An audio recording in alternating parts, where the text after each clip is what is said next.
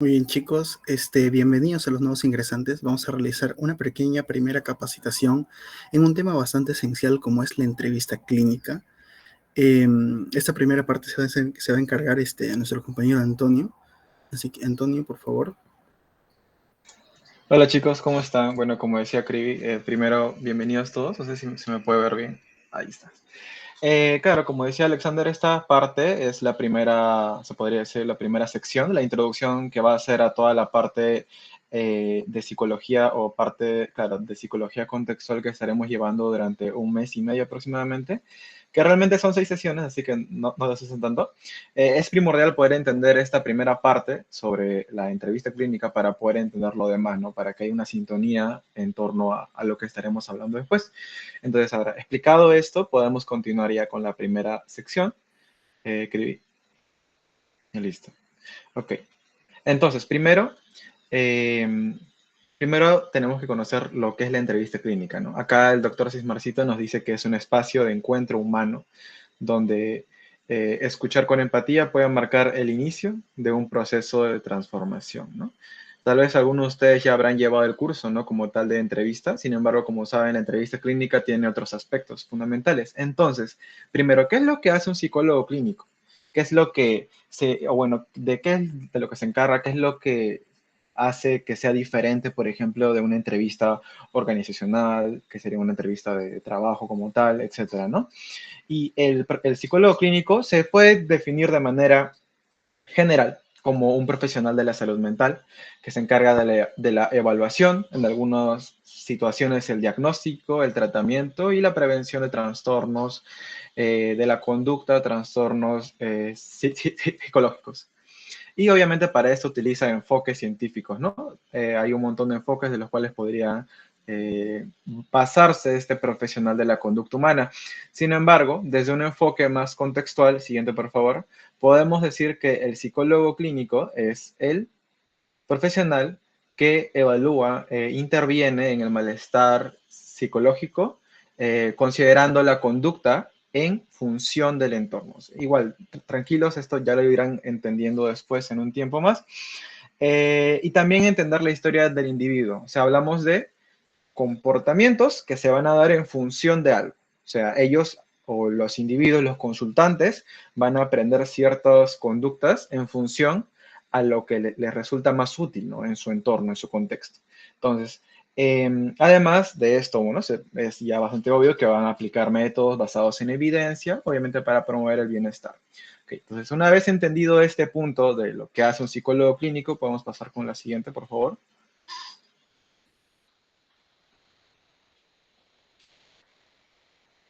Ok, entonces, ¿cuál es la diferencia entre una conversación y una entrevista? ¿Alguno de ustedes podría nombrarme alguna diferencia clave o qué creen que es lo que lo diferencia, ¿no? Además de lo que ya está escrito acá, obviamente. Los leo. Ah, bueno, también pueden hablar. ¿James? Así que una conversación no tiene, por decirlo así, una preparación, es espontánea, también no tiene, Ujú. por decirlo así, o sea, no tiene como que unas instrucciones para que el entorno se Claro, dé, ¿no? Y en cambio una entrevista sí. claro, ¿no? Perfecto, James, excelente, está muy bien. Que acá Samir nos dice la conversación es relación simétrica. Ok, claro, no entiendo muy bien a lo que quieres decir. Tal vez te refieres a que es horizontal en todo sentido, o sea, que no hay alguien superior o inferior. Claro, de todos modos, dentro de la entrevista tampoco hay ningún superior ni un inferior. Ahorita estaré hablando de esto, de cuál es la relación que debe mantener un psicólogo con, bueno, un entrevistador no clínico con su consultante. Acá también nos dice sea con un objetivo indagativo. Ajá, claro, ¿no? E intentar buscar u otro. En cambio, la comparación es más casual. Sí, ¿no? Se da de manera espontánea. Ángela nos dice que una entrevista tiene un objetivo claro, exacto, ¿no? Sí, claro, está muy bien todo lo que nos han mencionado. Entonces, vamos a definir lo que es primero una conversación, como ustedes lo estaban comentando, es un acto, ¿no? De manera consciente que se realiza con la finalidad de intercambiar información. Sin embargo, esto de acá no tiene un fin claro, está hecho por gusto propio, por voluntad propia, se podría decir. Además de que no tiene un objetivo de indagar, como decían acá tampoco, y no tiene como tal este fin, ¿no? Entonces, ahora, ¿qué es lo que se hace en una entrevista, en este caso en una entrevista clínica, que diferencia esto de una conversación? Primero, que la entrevista sigue un protocolo predeterminado. Esto realmente no es tanto así siempre, puesto que hay diferentes tipos de entrevistas que igual estaremos viendo, pero se podría decir que sí, ¿no? Sigue una estructura y un número de objetivos que vamos a plantear. Obviamente, si es que es la primera entrevista, podemos plantear objetivos muy generales, como por ejemplo indagar en la vida personal, ir por esferas, preguntándole, por ejemplo, en el área social, el área académica, dependiendo del motivo de consulta que vayamos a recibir, ¿no? Inicialmente. Entonces, después nos dice que tiene la finalidad de conocer las conductas problema, ¿ok? Historia de vida, pensamientos, etcétera, del consultante. O sea, en general, lo que intentamos encontrar acá es indagar en su vida. Pero indagar ¿para qué? Para conocerlo, para saber quién es, para saber qué hace. No tanto así, sino más bien para ver en qué es lo que podemos ayudar. Y obviamente, como les comentaba, tenemos que guiarnos desde su motivo de consulta e ir indagando, estructurando en base a eso. Ahora, no siempre nos tendremos que quedar en el motivo de consulta únicamente, puesto que esto solamente es la punta del iceberg de una posible problemática aún más grande, y para eso debemos tener diferentes tipos de herramientas. Ahora, además es bastante obvio que no solamente en la primera entrevista nos vaya a soltar todo, por eso iremos viendo también diferentes técnicas, ¿no? Que nos ayudarán a validar al consultante y que eventualmente hará que este mismo nos pueda decir lo que realmente siente o lo que está pasando con él, ¿no? Entonces, una vez que esto sea discernido como tal, también cabe aclarar que no estamos hablando de polos opuestos, o sea, la conversación no es lo opuesto de la entrevista ni nada similar, y dentro de la entrevista se puede desarrollar una conversación. No tenemos por qué ser rígidos con el consultante ni nada similar. El consultante eventualmente va a valorar bastante que pueda sentirse en un lugar bastante ameno, ¿no? Sentir que fuera como una conversación. Obviamente no en un tono amical, porque eso podría dañar la relación, pero sí en una relación horizontal. Justo lo que comentaba Samir, ¿no? Que en una conversación hay una relación simétrica, que creo que se refería a la parte de horizontalidad, que es que no hay alguno que esté por encima del otro, ¿no? Por ejemplo, el psicólogo no está por encima del consultante, ni el consultante por debajo, ni nada similar, sino que lo que intentamos promover es que haya una horizontalidad, pero esto no quiere decir que el psicólogo o el entrevistador vaya a ceder, ¿no? Sino que, al contrario, sino que se mantenga una relación de horizontalidad, pero que los objetivos claros estén ahí, ¿no? Mientras no dañe ningún objetivo, todo está bien. Ahora sí, podemos continuar. No sé si hasta acá tienen alguna pregunta, alguna duda, algo que quisieran que aclare. En lo que voy hablando sobre esta parte, me pueden ir escribiendo. Entonces, ahora, ¿por qué es crucial la primera entrevista? ¿Qué es lo importante de la primera entrevista? ¿Qué es lo que hace tan importante esa pequeña primera entrevista que nos va a dar un vistazo de lo que va a hacer, ¿no? Lo que va a tener el consultante como tal. Entonces, primero, obviamente está el rapport, que tal vez ya muchos de ustedes conozcan, ¿no? Que es esta unión que tiene el psicoterapeuta, el psicólogo, el entrevistador clínico, el practicante con su consultante, ¿no? Es este vínculo de confianza que se va a formar por medio de la validación, por medio de diferentes técnicas que se vayan a utilizar y por medio de, como les comentaba hace un rato, mostrarse de manera horizontal. Entonces, se puede definir también como un vínculo de confianza, empatía y colaboración que se establece entre el profesional de la salud y el consultante, ¿no? O paciente. Ok, es muy importante, como les digo, mostrarse de esta manera para que el consultante tenga este vínculo de confianza, aunque esto va a depender también, ¿no? De con qué tipo de consultante estemos. Puedes continuar, Krivi. O sea, a la siguiente. Ok, entonces, ¿cómo debo mostrarme? ¿Qué debo hacer exactamente? Bueno, entonces, primero, el terapeuta, el psicólogo o el practicante, como le quieran llamar en el contexto en el que esté, debe ser como un ser humano genuino, o sea, no mostrarse como un experto distante, se podría decir. Y esto es sumamente importante para poder mantener una relación de confianza total, ¿no? De que pueda abrirse este consultante a poder consultarme, valga la redundancia, sobre diferentes situaciones que le estén aquejando y pueda abrirse a darme cuál es la problemática que esté teniendo, ¿no? Obviamente, como les comentaba, siempre respetando los objetivos de la sesión, ¿no? Y mantener también un estilo de comunicación adecuado. Entonces, ¿cómo consigo un buen rapport? En la parte inicial, generalmente lo que se hace es hacer una pregunta rompehielo. Estas generalmente nos la enseñan como, oye, ¿había tráfico a la hora de llegar? ¿O cómo estuvo afuera? ¿Esperaste mucho? Claro, no son preguntas bastante generales que se podrían hacer, pero también podrían hacer preguntas sobre ciertas situaciones que les estén nombrando, ¿no? Inicialmente, o por ejemplo, lo que puedan observar en el consultante. Sin embargo, intenten ser bastante neutrales, ¿no? Por ejemplo, si ven un consultante que tal vez viene con ropa totalmente negra, no van a asumir, por ejemplo, que les gusta cierta situación o cierta cosa, no sé, cierto gusto, etcétera, ¿no? Sino intentar ser lo más neutrales posibles, ¿no? Tengo pequeños recuerdos de ese tema. Ok.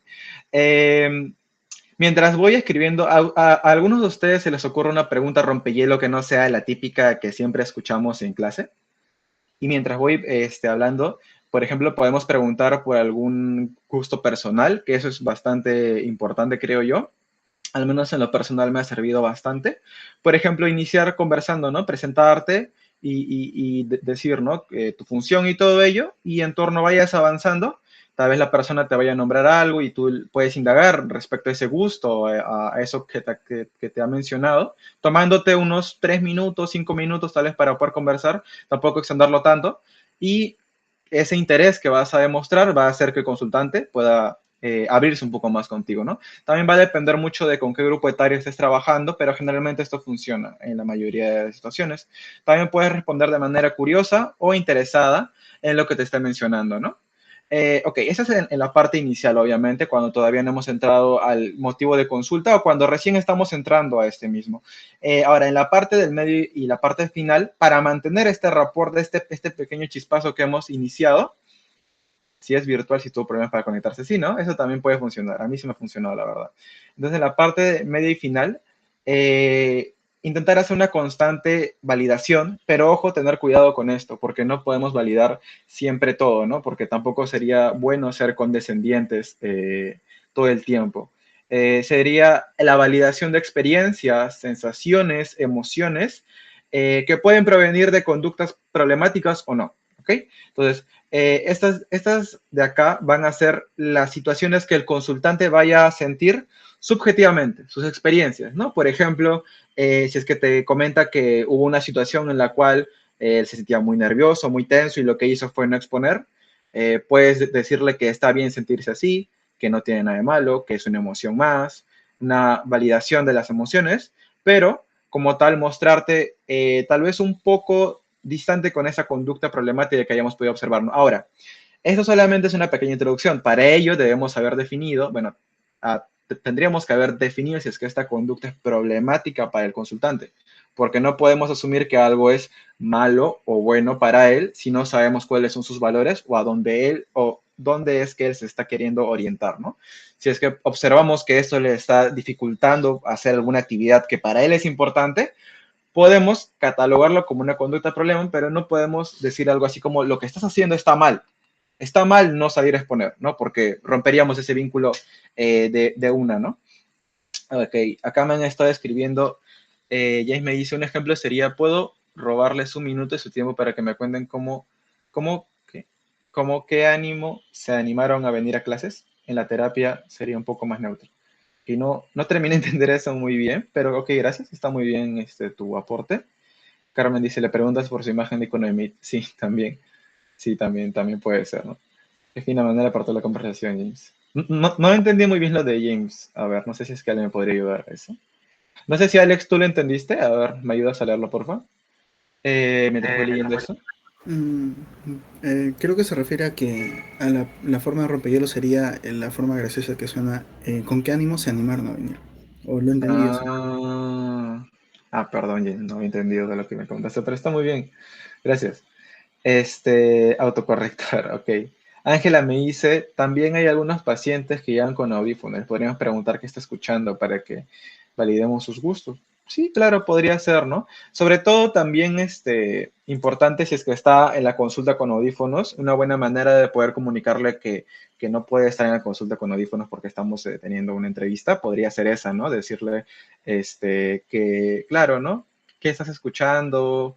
O qué música estás escuchando, ¿no? Y si te dicen, no sé, tal grupo, tal música, decirle, qué lindo, sí, ¿no? También escuché sobre ese grupo, también escuché sobre esa música, tengo un primo que escucha esa música, etcétera, ¿no? Algo que intente conectar, ¿no? Y luego, obviamente, comentarle que no puede estar en la entrevista con audífonos, ¿no? ¿Qué tipo de qué tipo de música es su favorita igual, ¿no? Sí, también podría ser. Ok, entonces, hasta acá alguna consulta, alguna pregunta, sobre todo esta parte de medio y final, quisiera que quede claro. Al menos en esta primera parte de la sesión no hemos podido aclarar todavía lo que es una conducta problema, lo que son los valores del consultante, pero quiero que entiendan también que cuando validamos, no validamos todo el tiempo, sino validamos lo interno, se podría decir así, tal vez, como las experiencias, las emociones, las sensaciones, las situaciones, pero no las conductas que podemos considerar problemáticas para el consultante. Con adolescentes, sobre todo, es muy útil para hacer rapport y preguntar por gusto. Sí, también. Todo bien, aunque si no me quiere hablar nada, hay algunos adolescentes que son ASPI. ASPI, ¿qué es eso? La validación se puede... A ver, primero lo de lo que me preguntaron. Ok. Si no te... Ah, sí. Ah, perdóname. Si no, si no quiere decir nada, podemos iniciar con la entrevista como tal, ¿no? Directamente, obviamente, manteniendo un tono de voz adecuado, curioso, tranquilo, obviamente tampoco muy bajo ni nada, igual de eso estaremos hablando en un rato. E ir indagando, ¿no? En lo que nos vaya diciendo y eventualmente va a tener que responder con una pregunta cerrada o abierta, ¿no? Si no, podemos preguntarle también si es que él es consciente o si es que él sabe que ha venido a una entrevista. Obviamente no con el fin de hacerlo sentir mal, ¿no? Sino también a veces mandan a personas a estar en una consulta cuando no quieren, ¿no? Si es que nos dicen que no, como ejemplo, podemos decirle que no están obligados a estar dentro de la consulta y tal vez explicarle un poco más sobre la función del psicólogo, ¿no? Y de ese modo podamos ver si lo podemos ayudar en algo o no, y si es que él decide quedarse, excelente, y si no, bueno, también, ¿no? No podemos obligar a nadie a estar en consulta. ¿Sí? ¿Kiara? Sí, justamente en lo que comentabas, tienes mucha razón, pero creo que también es muy importante el hecho de hacer el rapport con el adolescente, ¿no? Como lo que decía Ítalo, de preguntar sus gustos y eso. Como tú dices, también preguntarle si es que quiere estar en la consulta como tal o si no le parece. Puede ser el hecho de decirle, bueno, ¿no te parece? Podríamos hablar de algo que te guste, tal vez cómo te va con tus amigos o qué serie te gusta ver. Claro. Podríamos hablar un poco de ello, poder entablar tal vez ahí el rapport. Si es que aún así no Sí. se da, se puede hacer también lo que dices, ¿no? Decirle que puede hacer lo que desea si es irse, o también lo que es psicoeducar, como también dijiste, que podría ser como mencionarle, ¿no? De que aquí en la sesión conmigo, como psicólogo, te puedo ayudar a avanzar, te puedo ayudar a crear un cambio, a lo mejor podemos intentarlo. Tal vez ocurra o tal vez no, pero si estás enfrentando una situación que es notablemente que le produce malestar, podemos decirle, ¿no quieres continuar tal vez sintiendo este malestar o podríamos intentar juntos crear un cambio, ¿no? Y ver si funciona, porque es una opción que te puedo dar, y ya que él tome la opción que desee. Ajá, explicarle de manera objetiva lo que vamos a hacer y luego que él mismo tome la decisión. Es importante promover eso. Gracias por tu aporte, Kiara. Y acá también me preguntó Álvaro sobre si la validación puede ser un medio de refuerzo también. Claro, eso va a depender mucho, la verdad. Por ejemplo, en lo que es la psicoterapia analítico-funcional como parte de las terapias contextuales, se utiliza un montón los medios de validación de manera natural y artificial. Este es un tema un poquito más aislado que tal vez estaremos viendo en un futuro. Esto va a depender de si a los chicos les agrada estos temas o no. Pero se puede utilizar también, ¿no? Como medio de validación dentro de lo que se considera. Pero en esta parte, más que validación, quiero hacer referencia a mantener el rapport, ¿no? Mantener la buena relación entre consultante y el entrevistador. Okay. Acá dices que a veces los adolescentes son obligados a asistir y recalcar la confidencialidad de la entrevista. Sí, también, ¿no? Sí, parte de eso, ¿no? Explicar objetivamente como parte la confidencialidad. Algunos desconocen sobre ello y no sienten confianza. Sí, ¿no? ¿Sí? ¿Kiara?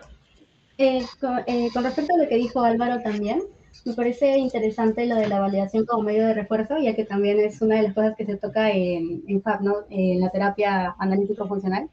Que yo recomendaría mucho leer el libro porque habla también de cómo manejar estas contingencias dentro de la sesión, ¿no? Porque todo lo que dices y todo lo que haces puede causar una reacción en el consultante. Y como dice, tal vez damos validación a ciertos momentos en los que no se debe dar. Por ejemplo, en el coaching telefónico, cuando una persona que se hace agresiones a sí mismo, se corta, por ejemplo, te llama, cuando ya se cortó, y tú le dices, no, ay, voy a estar aquí, te voy a ayudar, y ya se cortó, Sí. te llama, se siente bien, se siente tranquilo, entonces estás reforzando esa conducta, la conducta de seguir cortándose. Es por eso que, por ejemplo, en el coaching telefónico no se puede intervenir cuando ya realizó la conducta, sino antes, para enseñarle habilidades. Y todo eso es muy interesante, la verdad, y no sé, es bastante profundidad, pues, ¿no? Entonces yo recomendaría mucho leer el libro, y en general DBT también. Más eso. Sí, de hecho en esa parte mencionan también que cuando sucede esta conducta problemática dentro del coaching, o sea, no como tal decirle está mal, pero puedes mostrarte como se podría decir terapeuta o psicólogo aislado, ¿no? Como tal, no responderle como que sí, está bien, está muy bien, no te preocupes todo el tiempo, ¿no? Porque eso también puede reforzar la conducta, como decía Kiara. Cuidadito con el coaching, también sé que esa es una regla para que pases el coaching. ¿Quién es el autor? Ahora lo manda al grupo. Ok, hay que seguir continuando, bueno, hay que continuar con la sesión. Ya nos hemos estancado un poquito bastante en esta parte. Cribillero. Ese cribi estaba en otra página. Ya, ¿esta es tu parte, creo, Alex? Sí, muy bien abordado, chicos. También la participación me ha gustado. Espero que siga así continuamente. Recuerden hacer todas sus consultas, todas sus dudas, o si quieren agregar ejemplos también, háganlo. Está muy perfecto esta dinámica, me está gustando. Y sí, se abarcó bastante bien. De hecho, yo creo que es un buen tiempo.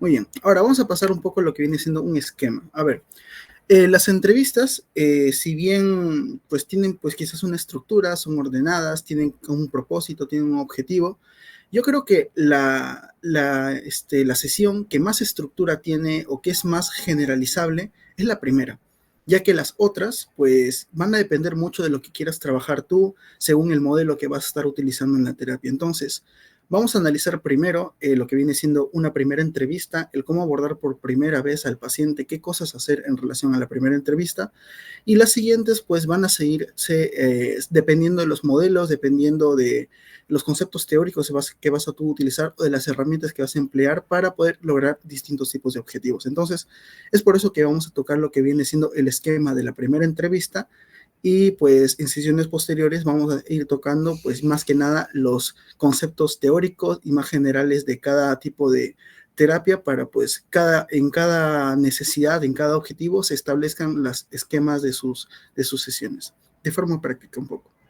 Ahora bien, vamos a ir iniciando con esta parte que sería cómo iniciar. Pues vamos a empezar con estos dos aspectos que son quizás un poco obvios, pero también bastante importantes. La relación en lo que viene siendo el saludo y la presentación son el primer contacto que tú vas a tener con este paciente. Recordemos que cuando tenemos la consulta, que cuando estamos hablando con una persona que viene por primera vez a nuestra sesión, ya en el momento de la entrada, una vez que pasa el umbral de la puerta, la persona ya está teniendo juicios de valor respecto a ti, ya te está analizando, ya está teniendo pensamientos sobre ti, está teniendo pensamientos sobre la consulta, está viendo qué cosa es lo que va a decir, cómo es que tú vas a actuar, te está observando. Entonces, desde el momento en el cual le dices hola y le invitas a sentarse, ya está viendo el inicio de esta interacción y lo que futuramente va a ser el vínculo terapéutico. Entonces, el primer contacto, que sería el saludo, los buenos días o invitarlo a sentarse de forma cordial, son muy importantes para esta imagen, para que estos juicios de valores se tornen de forma positiva y que la persona pueda llegar a tener confianza contigo.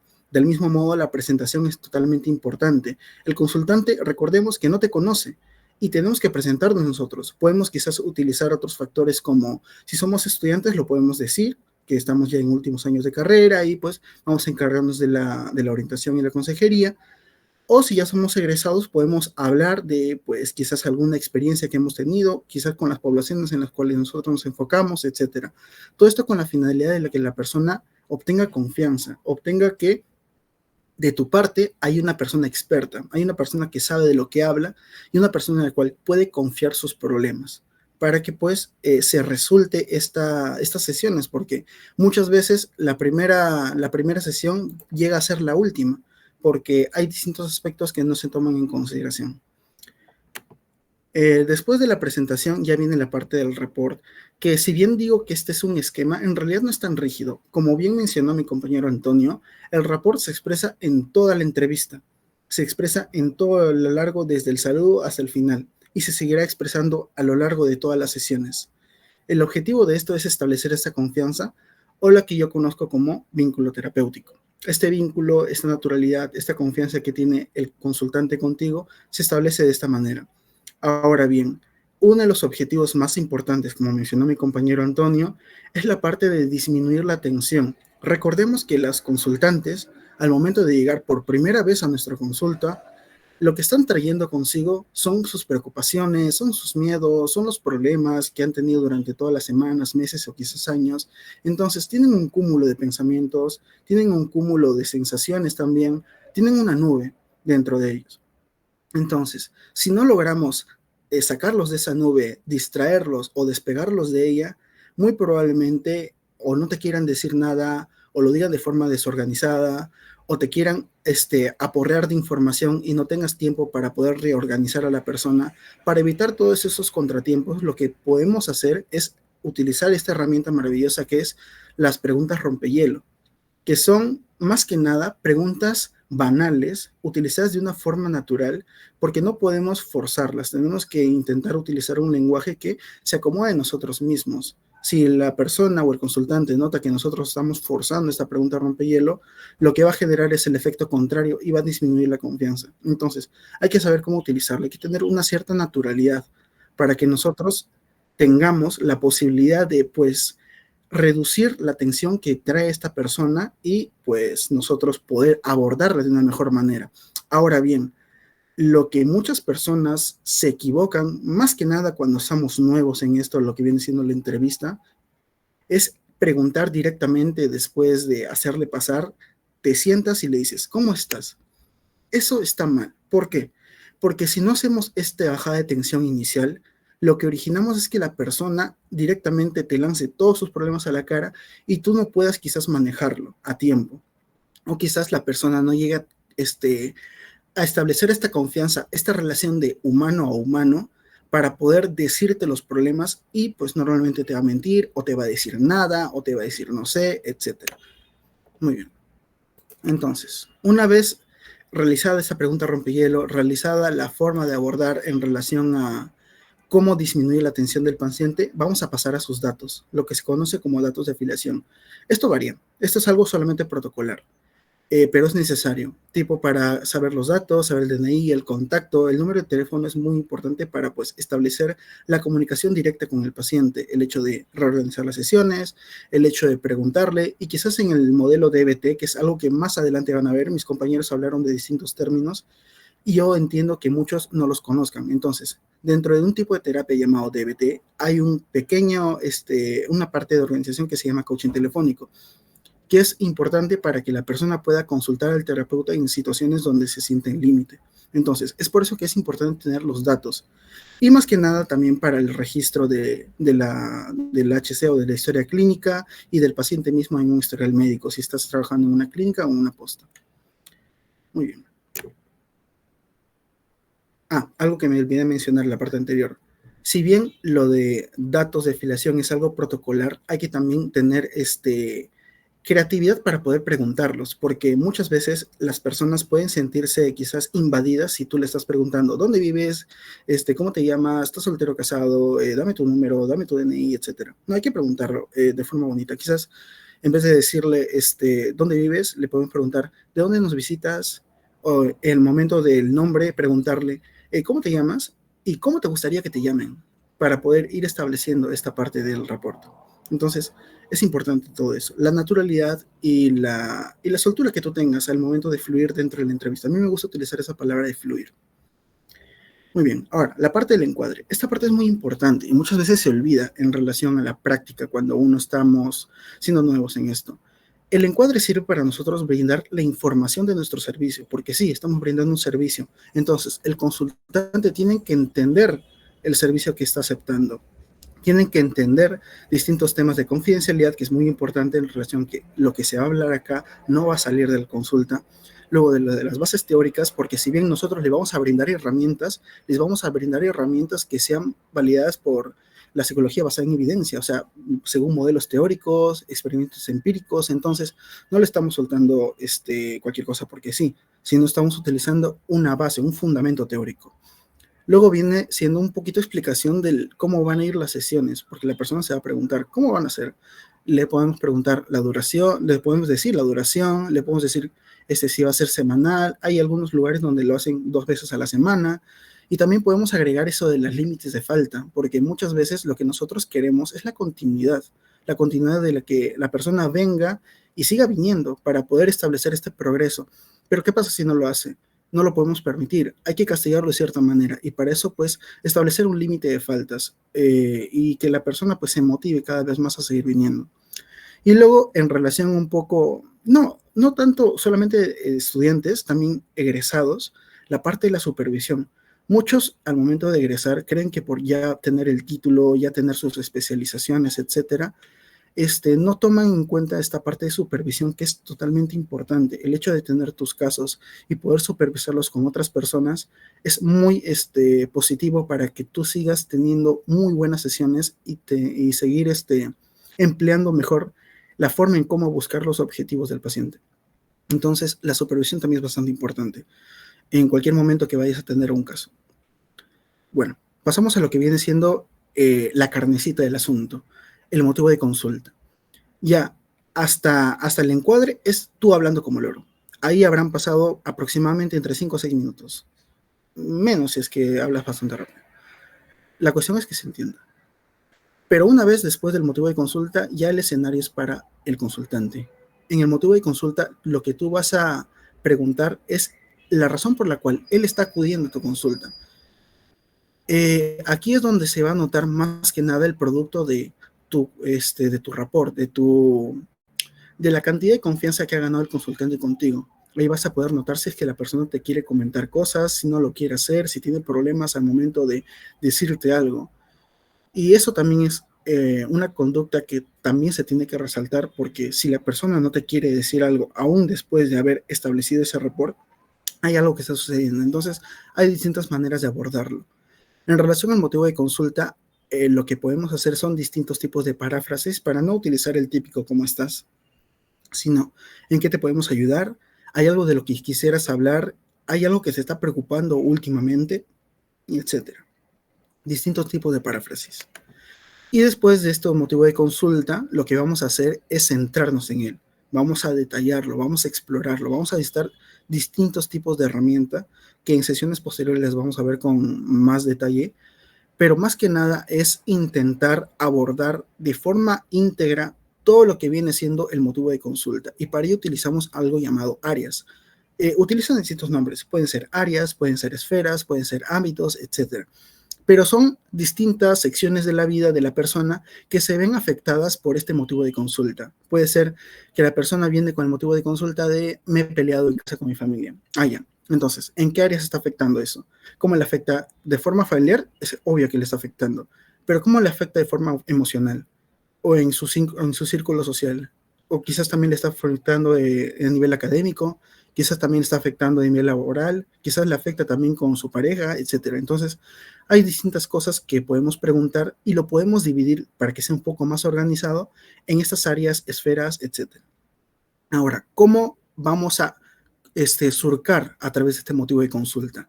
Vamos a tener 2 herramientas principalmente, bueno, una en general, que es las preguntas, dividida en 2 partes. Las preguntas abiertas, que son más que nada para recopilar detalles, ver que la persona te describa y notar este tipo de conductas quizás, porque más que nada en las preguntas abiertas salen estas conductas que nosotros nos vamos a identificar, así como dijo mi compañero Antonio. Por otro lado, tenemos las preguntas cerradas que sirven más como para dirigir, más algo como puntual. Es como para confirmar algún tipo de sospecha que estés teniendo a través de la consulta. Le preguntas, quizás con esta pregunta cerrada de que se responde con un sí o un no, y pues confirmas la sospecha o la deniegas. Ahora bien, también sirve para cuantificar, ojo, la pregunta cerrada. Por ejemplo, la persona te está diciendo que se ha peleado con su familia, entonces le preguntas, del 1 al 10, ¿cuánto calificarías la ira que sentiste en ese momento? La persona te puede contestar entre 8, 9, 10 y le puedes preguntar, y a lo largo de esta última semana o este último mes, ¿cuántos 8 has sentido continuamente? Y la persona te va a volver a responder y así un poco vas indagando cómo es su relación con esa emoción y cómo es que él reacciona en relación a esa intensidad de emoción. Y ya, vamos a seguir. Bueno, ya estamos llegando un poco más a lo que viene siendo la parte final de la entrevista. Lo que vamos a intentar, como la primera entrevista, que es bastante fundamental la parte de detallar ¿cómo se llama? El motivo de consulta, es los objetivos. ¿Por qué? Porque estos objetivos, que más que nada son lo que está buscando el consultante, eso que él quiere cambiar, eso el que quiere mejorar, o el cómo él mismo se está viendo después de distintas sesiones, va a ser nuestro punto de meta. ¿Y cómo llegar a ese punto de meta? Pues lo que nosotros vamos a hacer es como unas pequeñas checklists para que la persona mencione qué cositas pequeñas podemos lograr para alcanzar esa meta grande. Por ejemplo, la persona te dice, quiero dejar de pelear con mi familia tanto como lo hago. Y yo le voy a preguntar, muy bien, está genial, ¿qué es lo que podemos hacer para llegar a eso? Y vamos a operativizarlo. Eso se menciona así. Se menciona en operativizar. Lo que vamos a buscar son distintos tipos de conductas que nosotros podemos llegar a modificar para poder lograr este objetivo general. Obviamente tienen que ser metas posibles, porque, por ejemplo, la persona te va a decir, me quiero dejar de sentir mal. Eso no es posible, ya que dejar de sentir no es algo posible que nosotros podamos lograr. Entonces, tenemos que redireccionar. Quizás no es me quiero dejar de sentir mal, sino quiero empezar a relacionarme mejor con estos sentimientos. Entonces, por ahí sí lo podemos abordar. Por otro lado, también tienen que ser objetivos centrados únicamente en el consultante. La persona te puede decir, quiero que mis padres me dejen de criticar tanto, pero nosotros podemos afectar sobre lo que hacen los padres o la conducta que tienen los padres. No. Entonces, tenemos que dirigir este objetivo a algo que el consultante esté como protagonista principal. No sus padres, sino él.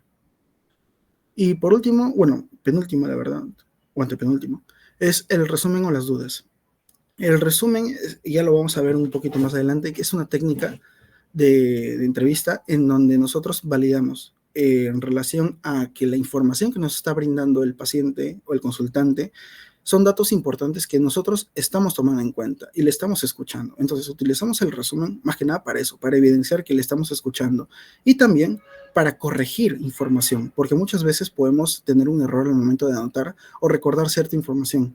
Podemos poner prima en vez de hermano o algo parecido. Entonces, lo que vamos a hacer es un resumen general de todo lo que hemos visto a lo largo de la sesión y preguntarle si la información es correcta o si hay que corregirse. Una vez que el consultante te diga, sí, está correcto o no, esto hay que cambiarlo, ya, se cambia y listo. Bueno, luego la parte de las dudas. ¿Tienes alguna duda al respecto? ¿Hay algo que no te haya quedado claro, etcétera? Así también sirve, escucha la retroalimentación del propio consultante, que también es muy importante para tú mismo identificar cómo ha estado yendo la consulta. Y por último, la parte de, ¿hay algo más que quieras agregar? Esta pregunta es clave porque hay muchas veces en las cuales el consultante, por A o B situación, llega a tener confianza contigo, pero no suelta un dato muy importante o no se acuerda un dato muy importante y tiene que, el utilizar esta pregunta de ¿tienes algo que agregar? Puede ser el detonante para que la persona te agregue ese dato que es importante. Entonces, si como última pregunta lanzas esto y la persona te dice ese dato, pues lo vas a agradecer. Ya me ha pasado 2 veces y estoy segurísimo que me va a seguir pasando muchas más veces. Ahora, ¿qué hacer cuando la persona te dice, por ejemplo, en este caso que me he inventado, le preguntas, ¿hay algo que más que quieras agregar? Y la persona dice, sí, no lo comenté antes, pero en realidad mi mamá me pega demasiado. Es algo muy importante, pero y la hora ya está cerca, quedarán 3 o 4 minutos. Entonces, ¿qué es lo que vamos a hacer? Le vamos a decir a la persona, bueno, es totalmente importante lo que me acabas de comentar, pero vamos a abordarlo de manera inmediata una vez empezada la siguiente sesión, porque hay otras personas que también pues van a requerir este tiempo, van a requerir este espacio, entonces no podemos ir chocando con distintos horarios. Si bien es quizás un poco dejado, lo que podemos llegar de momento pronto hacer es validar la situación, validar las emociones que la persona está teniendo, quizás las emociones de tristeza, desesperación, angustia, porque está recibiendo violencia por parte de personas que sí quiere. Entonces, al momento de detallar todo esto, la persona se va a sentir validada, pero sí hay que intentar postergarlo para la siguiente sesión. Entonces, y por esa parte, iniciar con eso. Entonces, si bien no es lo recomendable dejar que te suelte ese dato muy importante a finalizar la sesión, lo que podemos hacer, o más que nada lo que debemos hacer, es intentar redireccionarlo para una futura sesión, porque abordar un tema tan importante como ese en 2 o 3 minutos no es positivo para el consultante. Muy bien. Y ya. Ahora, las dos últimas cosas son las más sencillas, creo, que es la parte de acordar una fecha, organizarte con el propio consultante cuáles son los días en los cuales van a poder tener esas sesiones, y la parte de la despedida, que bien es igual como el saludo, tiene que ser cordial y amable. Ahora, hasta este punto, ¿hay dudas, hay comentarios, hay algo? Voy a abrir el chat porque no lo he abierto en toda la exposición, perdón. A ver, Uriel nos dice: el mal dentro del concepto del entrevistado puede dar la información que quiere.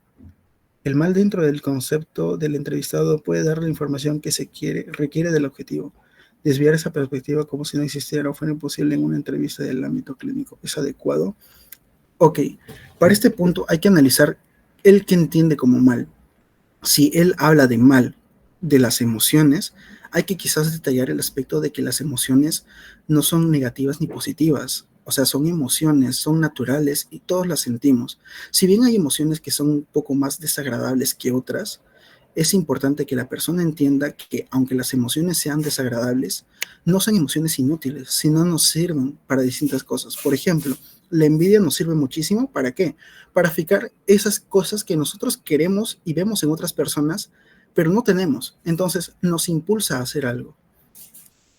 Ajá. Entonces, las emociones, si bien pueden llegar a ser desagradables, no son inútiles, como mucha gente puede llegar a pensar de forma coloquial, sino que también sirven para motivarnos a hacer ciertas cosas.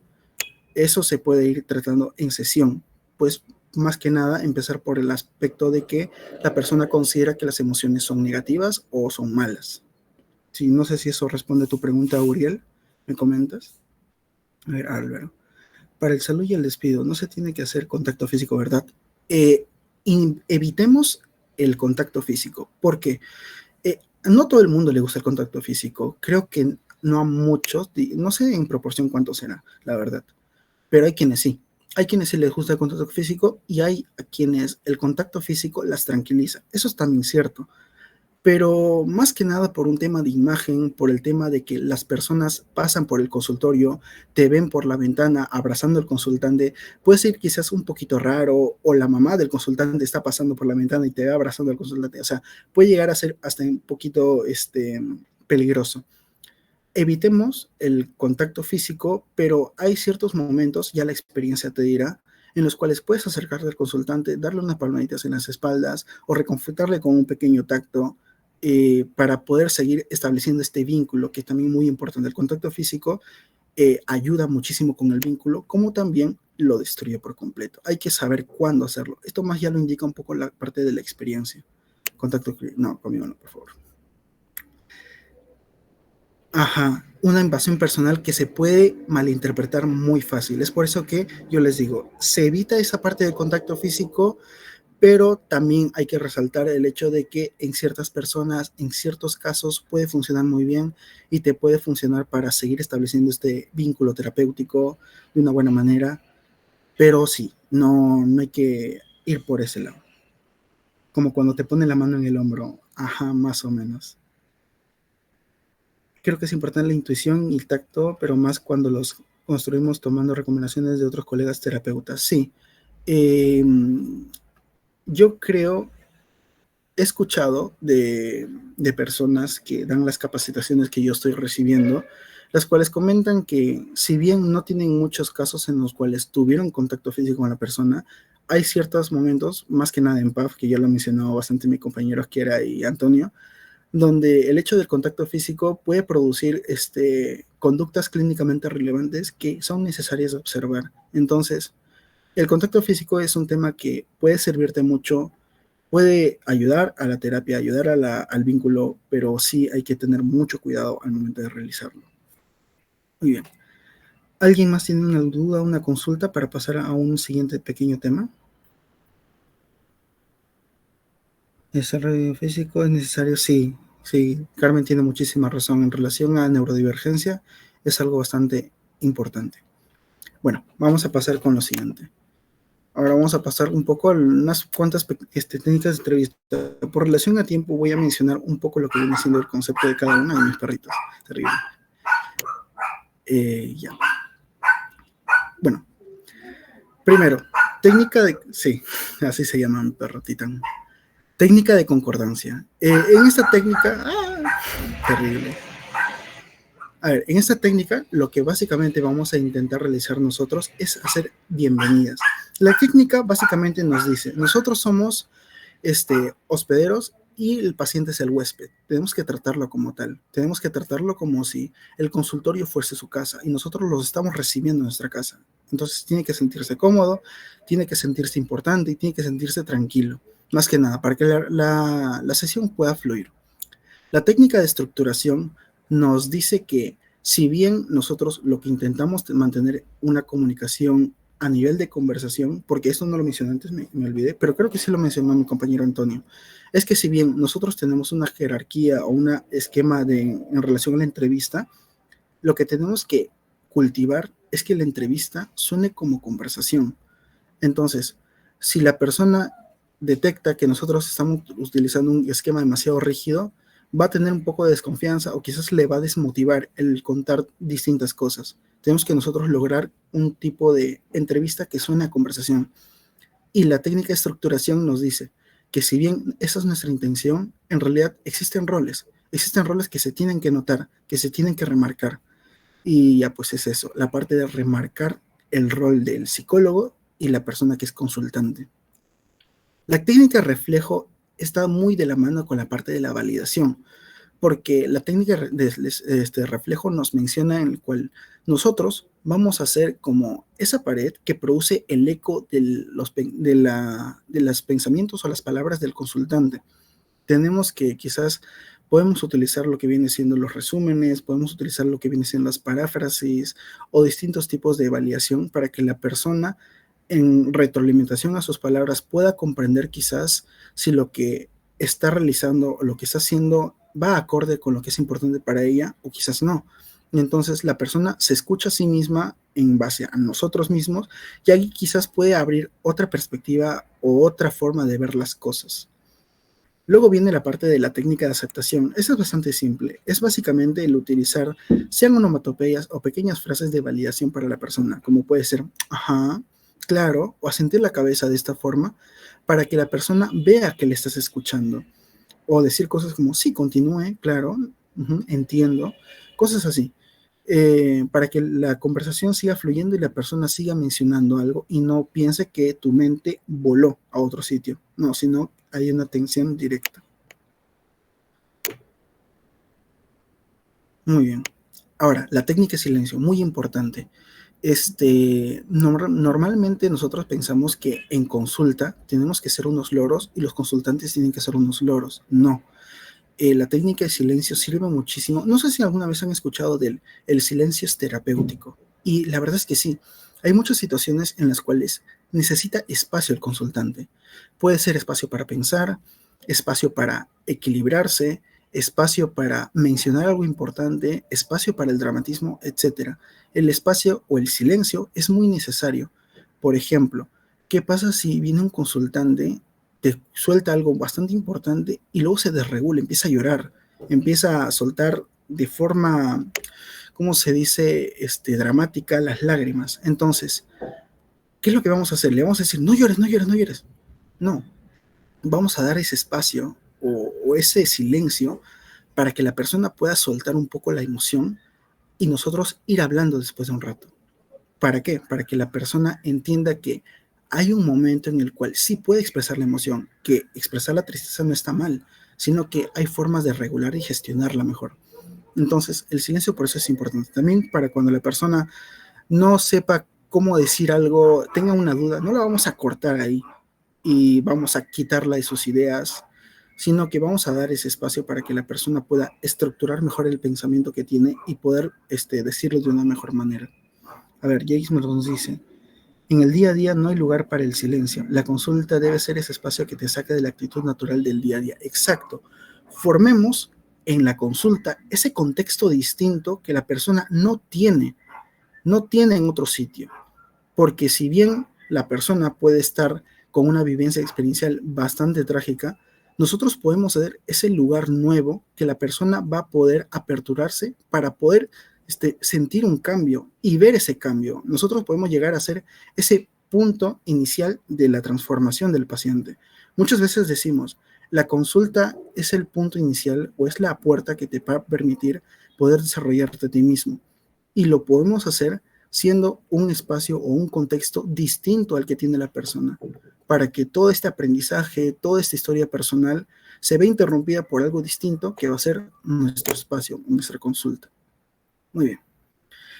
Gracias, James, por tu apreciación, bastante buena. A ver, vamos con la técnica de aliento. Esta es sencilla también, es utilizar frases o palabras de aliento para animar a la persona a que siga diciendo cosas, a que siga mencionando cómo se siente, a que siga mencionando lo que hace, a que siga mencionando las historias con otras personas, etc. Es alentar a la persona a que siga comunicándose y que no se guarde las cosas, más que nada. La técnica de dirección, esta es un tanto peligrosa. A ver, bueno, ahora voy a explicar. A ver, la técnica de dirección nos menciona que nosotros, como psicólogos, tenemos que mantener una guía y una dirección en relación a lo que el paciente nos está consultando. Nosotros podemos decirle de forma afirmativa o negativa si lo que está sucediendo en su vida es adecuado o no. Pero es peligroso, porque nosotros como psicólogos no podemos decirle a la persona qué es lo que tiene que hacer. Podemos detallar quizás que ciertas conductas no son provechosas para las cosas que son importantes para él, que pueden ser conductas problema, pero no podemos negarle o no podemos decirle, tú no tienes que llorar, tú tienes que hablar las cosas. No podemos decir eso, aunque para nosotros sea correcto. Entonces, la técnica de dirección, si bien es una técnica en donde se remarca que nosotros como psicólogos tenemos que mantener esa guía, esa dirección en relación a la consulta que tiene la persona o el paciente, no le vamos a mandar, porque eso también puede llegar a generar dependencia. Es muy común que si nosotros le decimos qué es lo que tiene que hacer al consultante, él nos va a decir, doctor, lo que estoy haciendo, ¿está bien o está mal? Pero, ¿y qué hago si hago esto? Y si hago esto otro, no va a poder decidir por sí mismo. Nosotros tenemos que cultivar la autonomía en la decisión. Así que por ese lado hay que utilizar con muchas pinzas lo de la técnica de dirección. Ojo.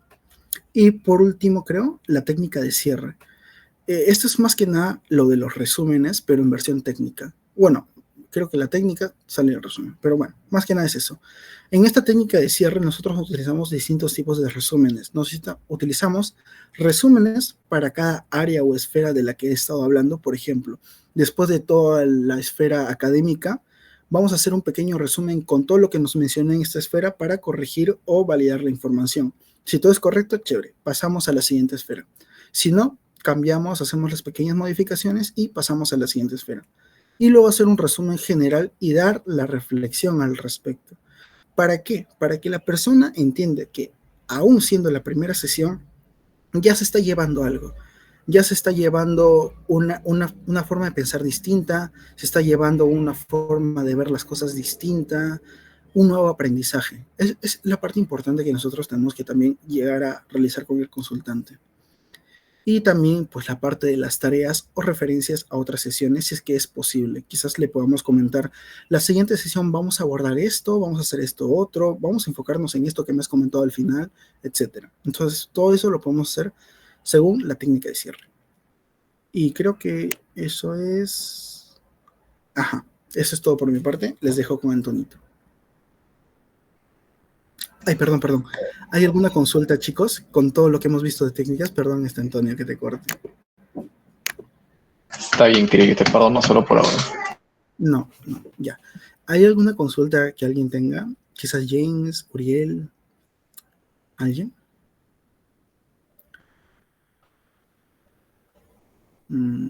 ¿Cuántos a 10?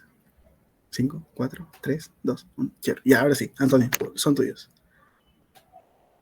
James está haciendo una consulta. Dice si podrías explicar lo último de cierre, por favor.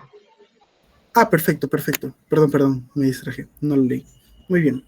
En técnica de cierre, nosotros vamos a utilizar los resúmenes para hacer dos propósitos. El evidenciar que se ha escuchado, que la información que el paciente nos ha vertido ha llegado a nosotros y la hemos comprendido. Y dos, para validarlo, porque estamos dando a entender que la situación es importante y la estamos escuchando porque es importante. Y la última es la parte de brindar tareas. ¿Por qué las tareas? Porque en muchas terapias lo que nosotros impulsamos es la modificación de conductas a través de aprender nuevas herramientas que vienen haciendo técnicas. Entonces, las tareas nos sirven para generalizar estas técnicas, para hacer que la persona de forma autónoma practique las tareas en su casa, en el parque, donde sea. Entonces, si generalizamos estas herramientas, vamos a ser conscientes de que la persona pues va a llegar a este tipo de modificación de conducta a futuro. Y pues nos aseguramos de esa parte. Y la referencia a otras sesiones es algo opcional, la verdad. No muchas veces vas a tener muy en claro lo que vas a realizar en la siguiente sesión. A veces sí, a veces no. Entonces, es como un tanto opcional. Pero si es importante, o sea, si lo puedes hacer, sería perfecto y es ideal que le digas a la persona más o menos lo que vas a tratar, lo que vas a realizar en la siguiente sesión, en lo que van a abordar. Es bastante importante.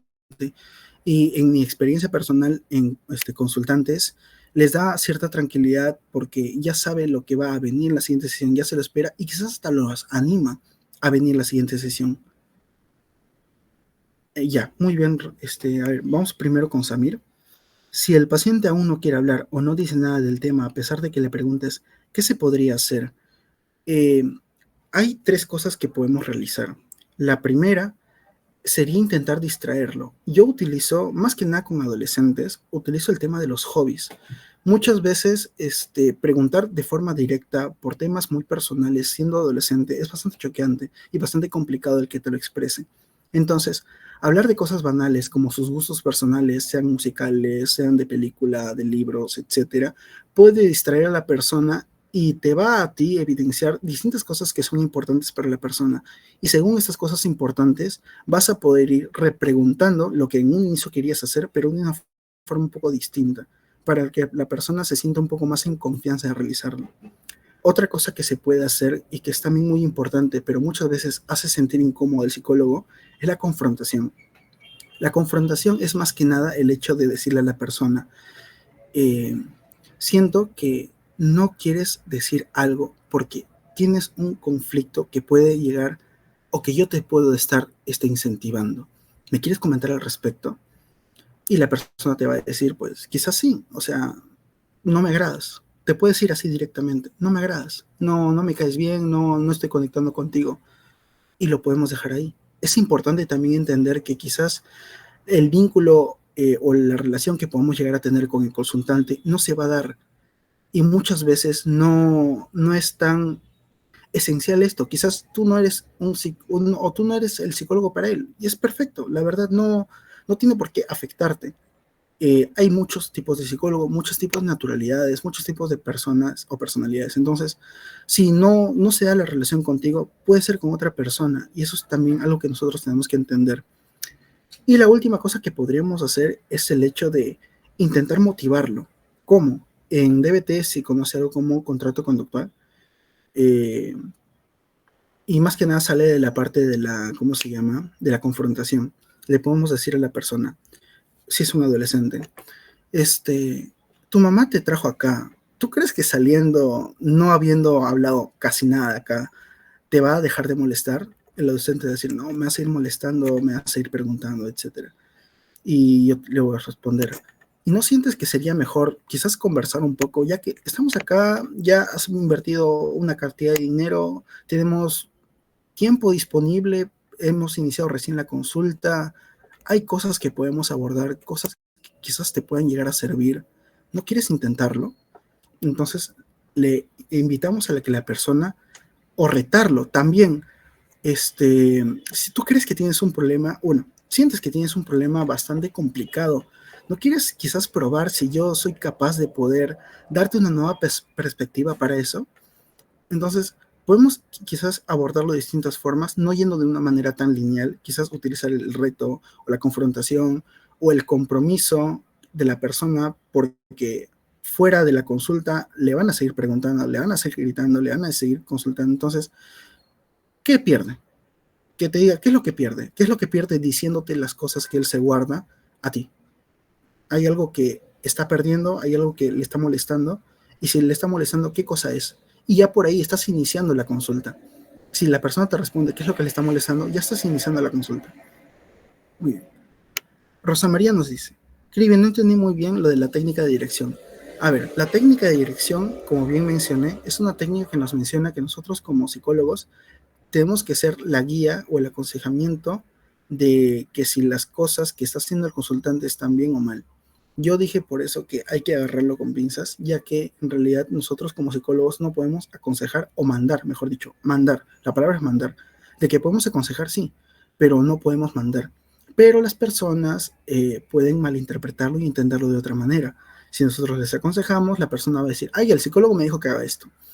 Y va a generar dependencia al final, o quizás malinterpretación de nuestras palabras, que es algo que es bastante común, la verdad. Las personas suelen malinterpretar lo que nosotros podemos llegar a decir y pues entenderlo de formas muy curiosas, la verdad. Ha sucedido bastantes casos. Entonces, por ahí es una técnica que se tiene quizás también igual como lo del contacto físico, ir sabiendo con la experiencia e intentar balancearlo. Mucho caso motivo, perfecto. Dice Antonio. Entonces, a ver, un ratito. Samir, ¿llegué a responder tu pregunta? Rosita, lo mismo contigo. ¿Llegué a responder la pregunta de ambos? Rosita dice, sí, Samir. Sí, muchas gracias. Perfecto. Ahora sí, Antonio, perdón por llevarme mucho tiempo. Te toca. No te preocupes, Crivi. A ver, chicos, entonces yo creo que estamos casi cerrando, creo, esta parte de la sesión. Entonces, primero, ¿qué hacer y qué no hacer?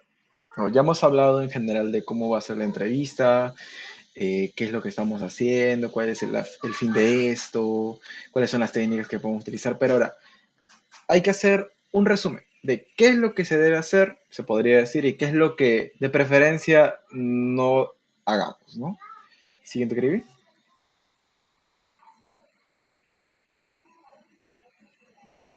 Crivi. Estoy haciendo así con el dedo en la cámara. Terrible. Bueno, sí. Ahí. Perdón. ¿Qué? ¿Qué? De la nada. Ok, ¿qué hacer primero, no? Escuchar y anotar, ok, es importante escuchar, sobre todo, anotar.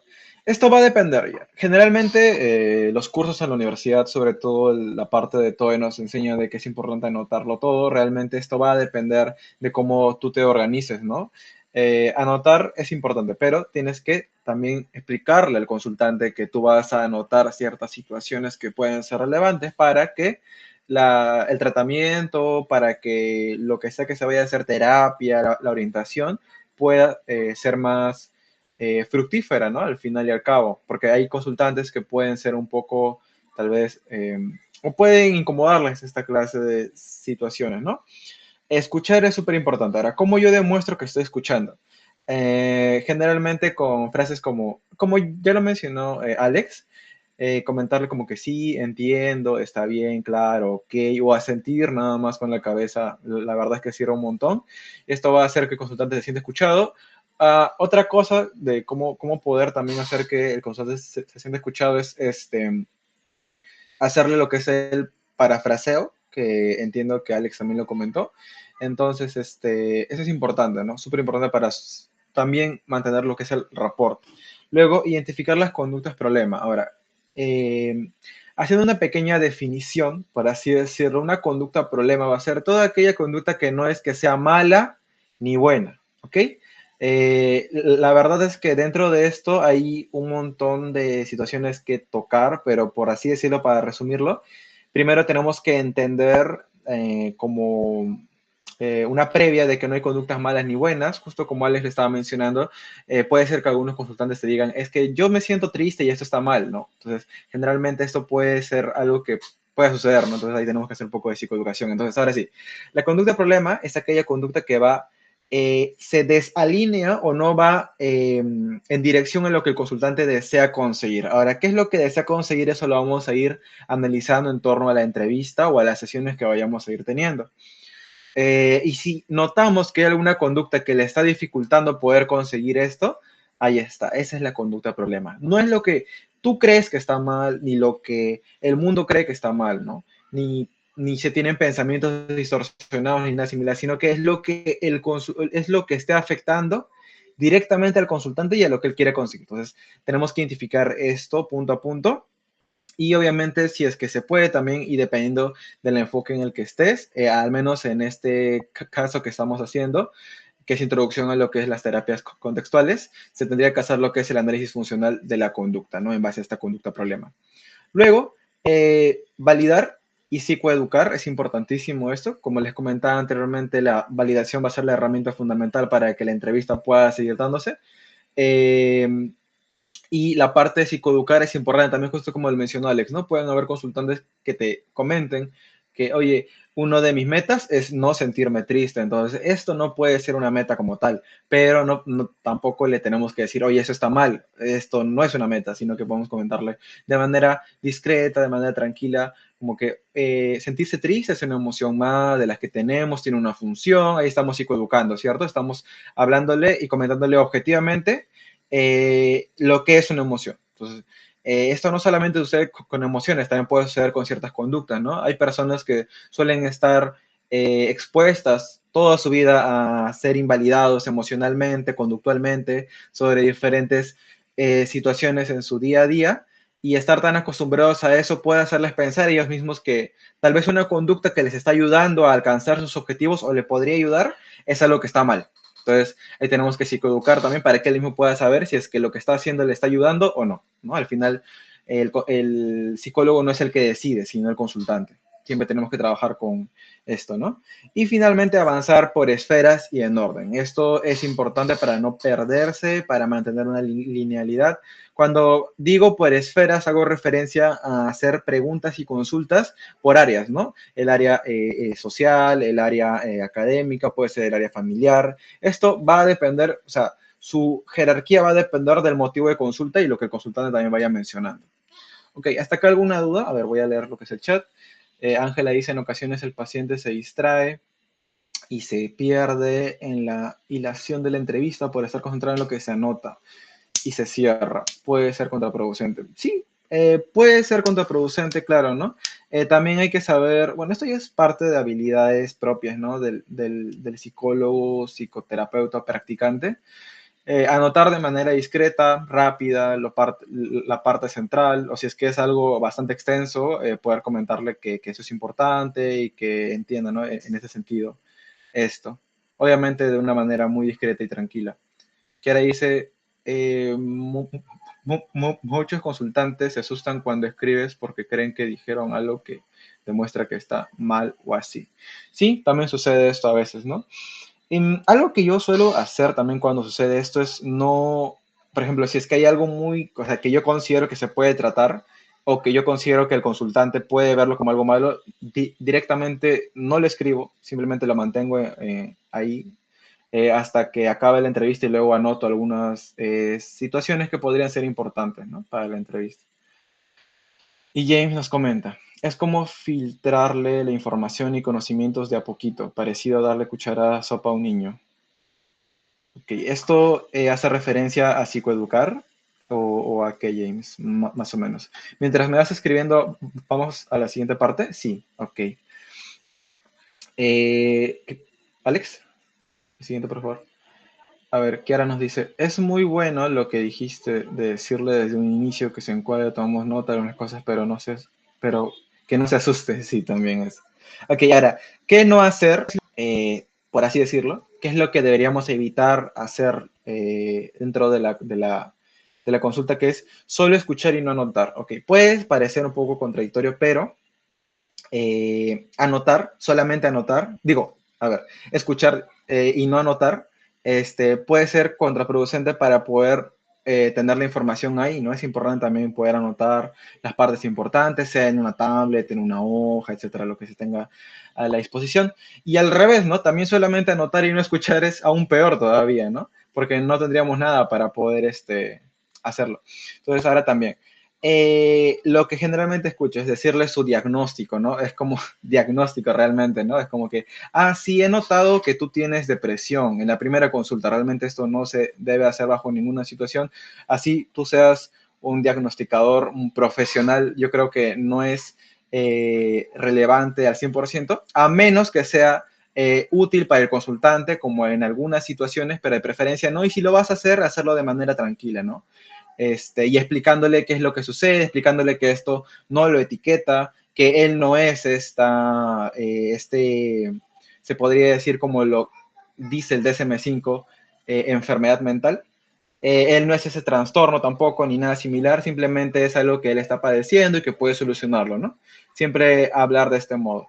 Luego, juzgar o actuar bajo tus creencias, ¿ok? Eso también es importante no hacerlo porque he escuchado, sobre todo en profesores de la universidad, que lamentablemente se da, que suelen ser bastante, ¿cómo decirlo?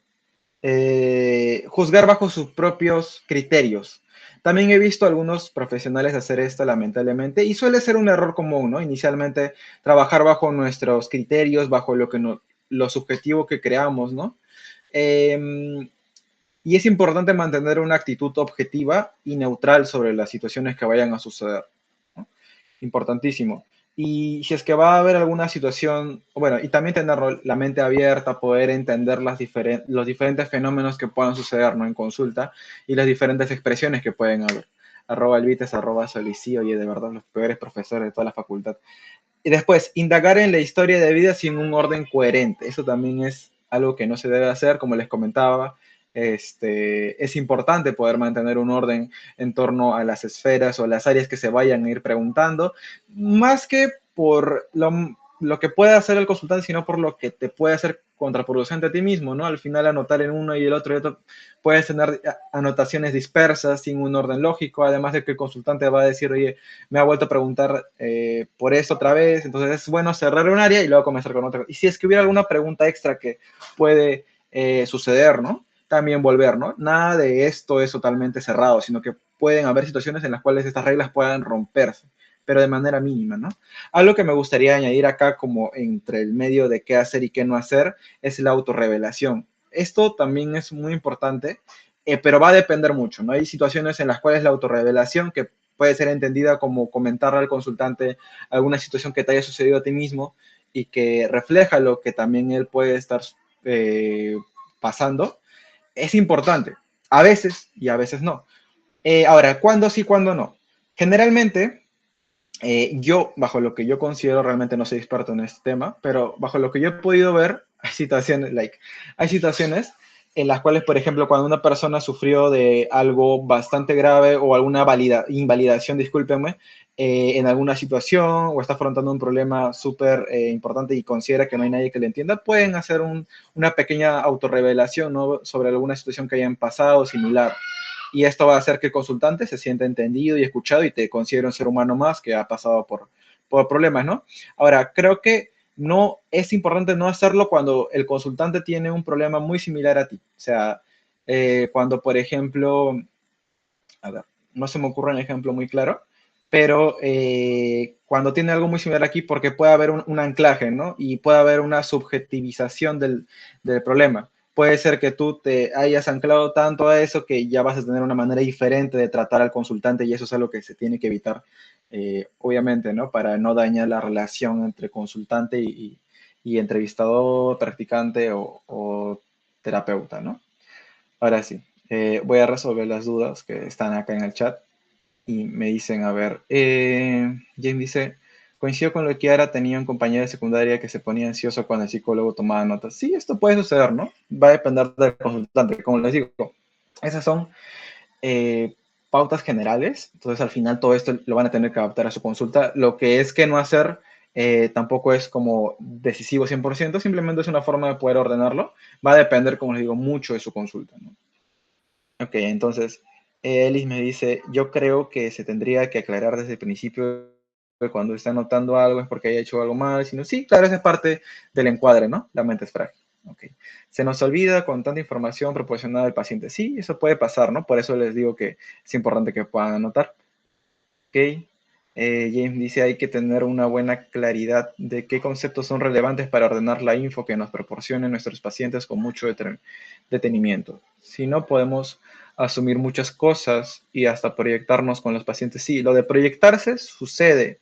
Ahora, yo por lo menos, bajo lo que he podido aprender en San Marcos, los profesores hacen ese chiste de que sí, se van a proyectar mucho. Realmente sucede en ocasiones, o sea, no es como algo que siempre suceda, ¿no? Va a depender bastante también de la experiencia que tenga el psicólogo. Y sí, claro. Ok, Alex nos dice, exacto, James, tienes mucha razón, hay que evitar asumir e involucrarnos. Y sobre todo evitar asumir e involucrarse, evitarlo 100%. Asumir, ¿por qué? Porque asumir es trabajar bajo lo que nosotros creemos que es bueno o malo, entonces desde ahí estamos mal, porque en la consulta no somos quienes para juzgar al consultante, ni para asumir algo tampoco. Álvaro dice, tengo una duda respecto a la toma de notas. ¿Se puede dar uso a la grabación de audio con autorización del paciente o es mejor no hacerlo? Esto va a depender de ti realmente. Yo considero que en la primera entrevista al menos no, pero es lo que yo considero, porque el consultante viene recién, está adaptándose, entonces supongo que antes de iniciar todo le tienes que decir, oye, ¿puedo grabar? Y ya, o sea, ni siquiera has hecho rapport, o bueno, tal vez lo has hecho, o has hablado un poco, pero no es lo suficiente, o sea, no hay la confianza suficiente para poder grabar esa sesión.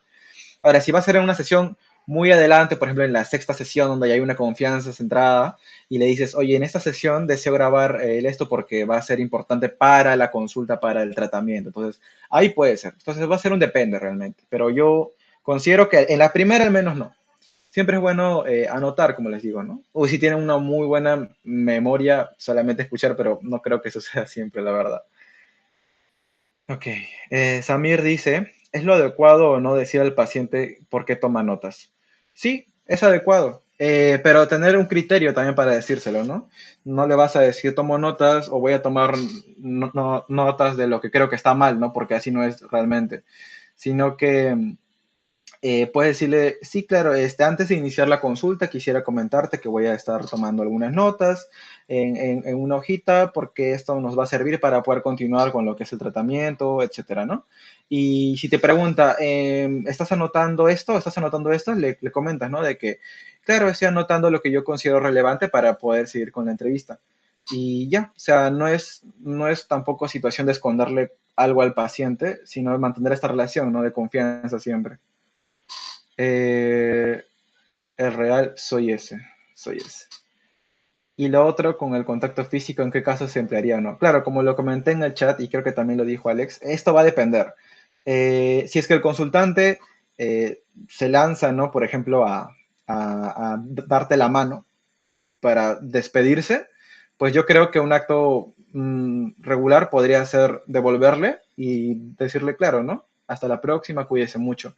Pero siempre intentar que el consultante sea el que te dé la iniciativa, ¿no?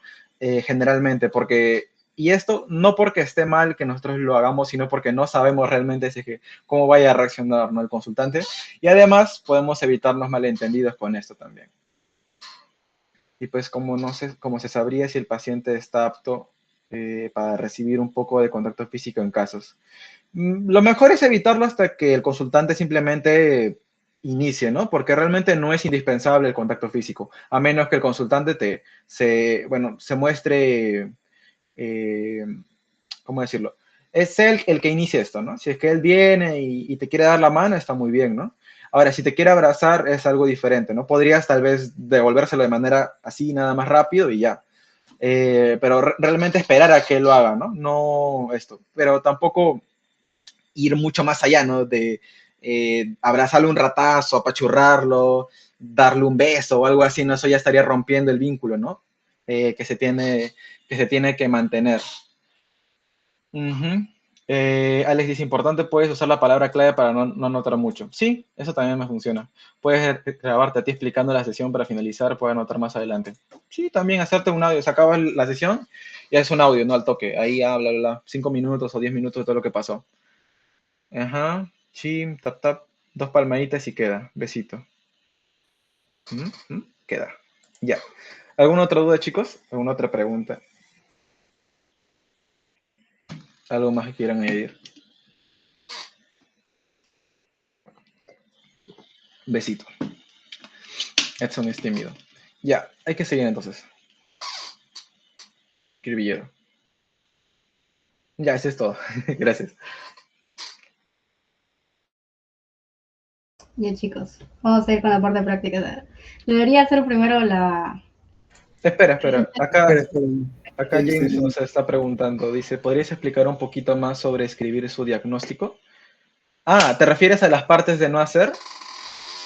¿O de escribir? Ah, ya. Claro, mira, generalmente en lo que es la parte de la psicoterapia contextual o la rama contextual que realmente se divide en muchas partes especiales, se trabaja bajo lo que hace la función de su conducta. O sea, trabajamos en las funciones que tiene las conductas en torno a su contexto. Entonces, ¿podemos trabajar con un diagnóstico? Sí, pero no es decisivo. Al final tenemos que trabajar en torno a las conductas que se les hagan complicadas al consultante, ¿no? Lo que está impidiendo conseguir eso que él tanto anhela, que son sus valores como tal. Entonces, para eso también tenemos que tener una sesión donde indaguemos cuáles son sus valores y ahí podemos también saber cuáles son las conductas que están impidiendo que él siga, ¿no? Van a haber ocasiones en las cuales el consultante vaya a pensar que una conducta autodestructiva, vista de manera objetiva y no subjetiva, sea un paso hacia adelante o algo que le está ayudando a conseguir sus objetivos. Entonces, por ahora tendríamos que manejarlo como que sí está bien, explicarle de manera objetiva y que poco a poco el consultante vaya viendo que realmente esto no es así, ¿no? Si es que, claro, no lo es así. Y en la situación de escribir